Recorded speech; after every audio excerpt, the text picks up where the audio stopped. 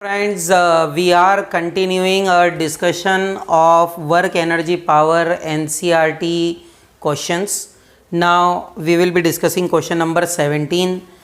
You see in the question number 17 it is asked, calculate the work required to be done to stop a car of 1500 kg moving at a velocity of 60 km per hour. See, there is a car of mass 1500 kg. It is mentioned in the question only that there is a car of mass 1500 kg. So you can write there is car of mass 1500 kg and moving at a velocity of 60 km per hour. So it is initially moving with a velocity of 60 km per hour. This has to be the initial velocity.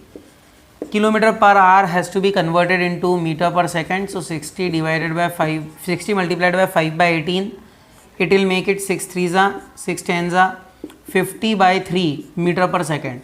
You know that kilometer per hour has to be converted into meter per second as it is the SI unit. Correct? As it is the SI unit. Okay. So mass is 1500 kg and initial velocity is 60 kilometer per hour.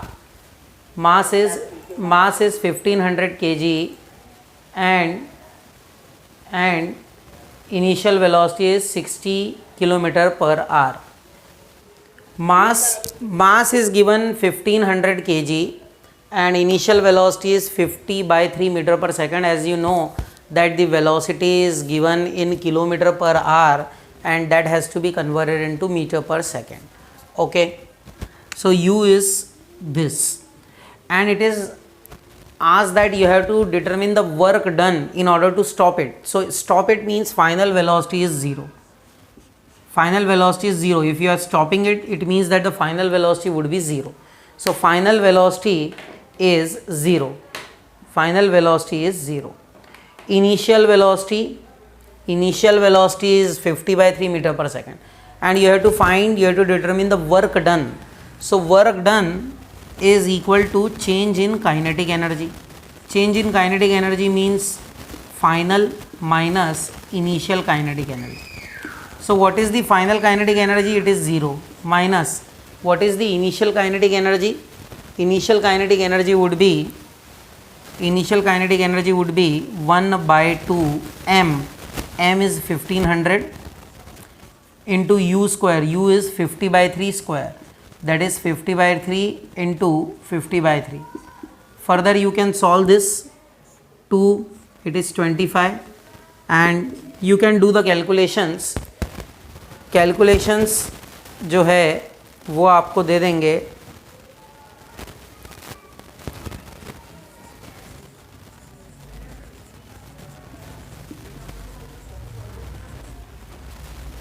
these many joules energy.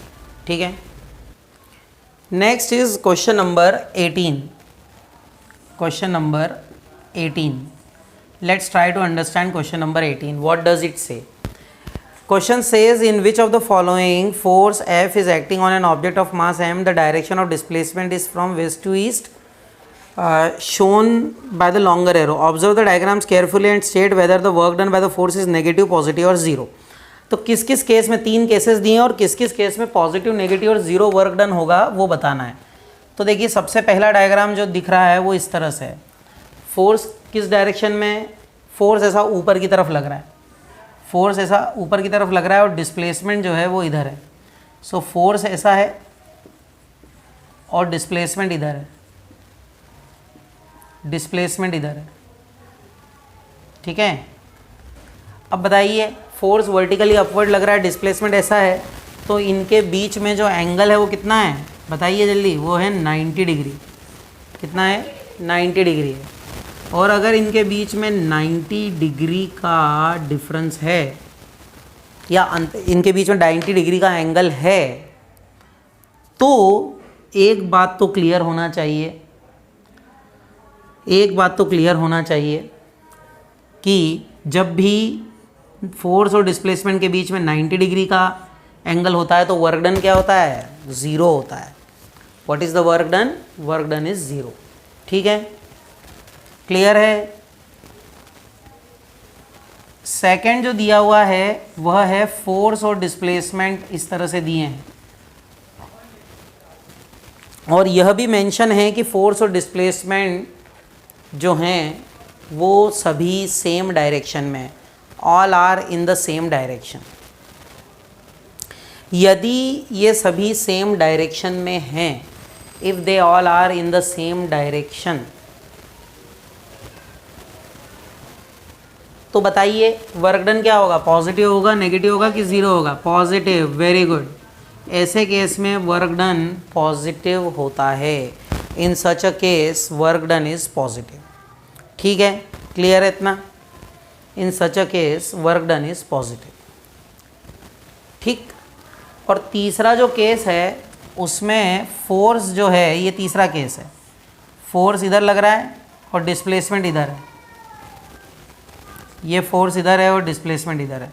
अगर force और displacement opposite direction में लग रहे हैं तो negative work done होगा। Very good, negative work done, work done would be negative, work done जो होगा वह नेगेटिव होगा।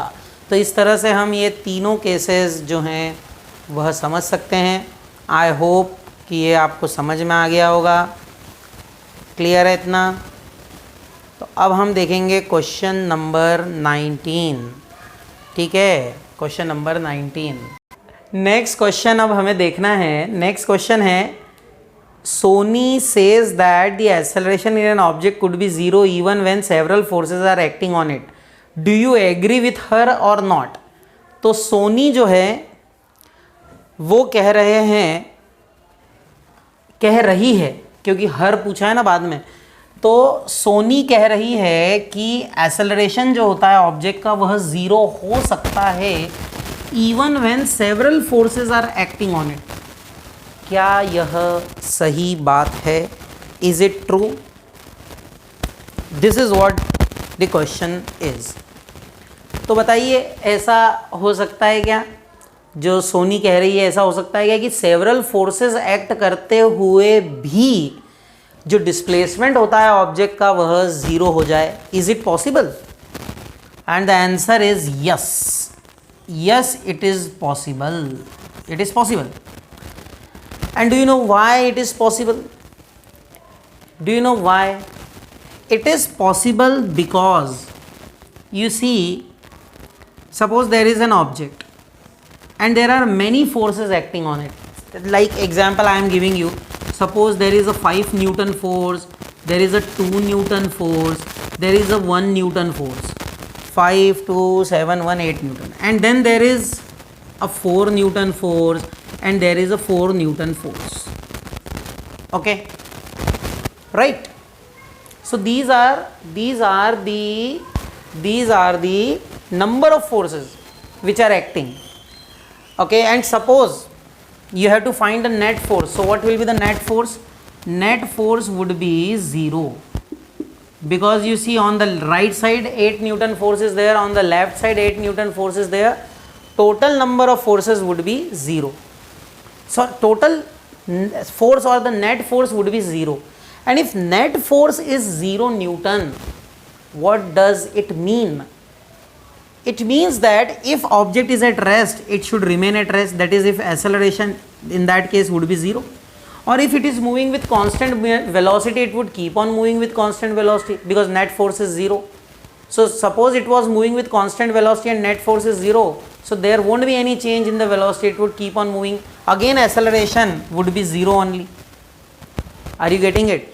What does it mean? It means that even though number of forces are acting on the object, net force, if net force is 0, then it is very much possible that acceleration is 0. यह possible है कि number of forces object पर लग रहे हों पर फिर भी उसका जो एक्सेलरेशन है वह क्या रहेगा? 0 रहेगा। और इसका कारण क्या है? इसका कारण यह है कि अगर नेट फोर्स 0 हो जाता है तो एक्सेलरेशन में चेंज नहीं आ सकता है, एक्सेलरेशन 0 बना रहेगा। यस, अब देखिए क्वेश्चन नंबर 20 कहता है find the energy in kilowatt hour consumed in 10 hours. Find the energy in kilowatt hour consumed in 10 hours bye 4 devices of 500 what each. देखिए पहली बात 4 डिवाइसेस, तो number of devices 4, 500 what each, तो 500 what ये इसकी power हो गई. Number of devices 4, power हो गई 400 वॉट ईच. ठीक है. इन 10 आवर्स, 10 आवर्स ये टाइम हो गया, 10 आवर्स ये टाइम हो गया. ठीक है, 10 आवर्स ये टाइम हो गया. अब आपको किलोवाट आवर में निकालना है एनर्जी कंज्यूम. तो देखिए एनर्जी कंज्यूम्ड का फॉर्मूला होता है P इंटू टी, जहाँ पे P क्या है, पावर ऑफ वन डिवाइस है, या टोटल पावर निकाल लो आप. ठीक है. अब आपके पास नंबर ऑफ डिवाइसेस कितने हैं, 4 है, तो आप N into P into T भी लिख सकते हो. क्यों, N टाइम्स कर दो उसको, सिंपली N टाइम्स कर दो. अब पावर 500 वॉट है, तो आप 500 डिवाइडेड बाय 1000 कर सकते हो, तो ये किलोवाट हो जाएगा. नहीं क्या, ये किलोवाट हो जाएगा. अब इसको यहाँ मल्टीप्लाई कर दो, 4 इंटू 1/2 इंटू 10 किलोवाट आवर. 2 दूनी 4, 2 धाम 20, 2 10 20 kilowatt hour is the energy consumed in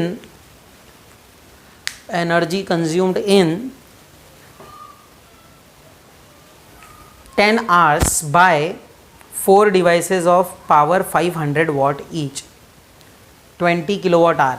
अच्छा, आपको पता है 1 किलोवाट आवर जो होता है वो 1 यूनिट होता है, तो ये हो जाएगा 20 units.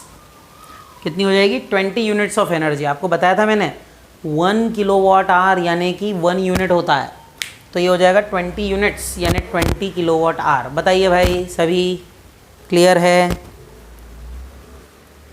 Everyone, am I clear? Question number 21. Question number 21. And the question number 21 says, a freely falling object eventually stops on reaching the ground. What happens to its kinetic energy? क्या बोला गया है कि एक फ्रीली फॉलिंग ऑब्जेक्ट है जो कि stop हो जाता है ग्राउंड पर पहुंचकर. What happens to its kinetic energy? उसकी काइनेटिक एनर्जी को क्या होता है? समझ में आएगा प्रश्न? कि एक फ्रीली फॉलिंग ऑब्जेक्ट वो गिर के ग्राउंड पे गिर जाता है, तो उसकी काइनेटिक एनर्जी कहाँ गई भाई? क्योंकि energy can neither be created nor be destroyed. तो देखिए पहली बात तो जब वो गिर रहा है तो उस समय उसकी पोटेंशियल एनर्जी काइनेटिक एनर्जी में कन्वर्ट हो रही है, और जब वो उस पे पहुंच गया अर्थ पे और टकरा गया तो पहले आएगी आवाज़ यानी साउंड एनर्जी. दूसरा होगा हीट डेवलप, वो भी हीट एनर्जी हो गई. तीसरा जो होगा वो कुछ डिस्प्लेस कर देगा अर्थ को, थोड़ा सा शेप चेंज कर देगा अर्थ का, तो ये सारी वो फिर से पोटेंशियल एनर्जी हो गई. तो इस तरह से इन सभी फॉर्म्स ऑफ एनर्जी में ये क्या हो जाता है, कन्वर्ट हो जाता है, जो काइनेटिक एनर्जी है वो. हाँ, so it gets converted into all these forms of energy. So I hope this was the last question of NCERT in text problems. I hope that NCERT back exercise problems. I hope that all these problems you understood. Thank you very much. Happy learning. All the best.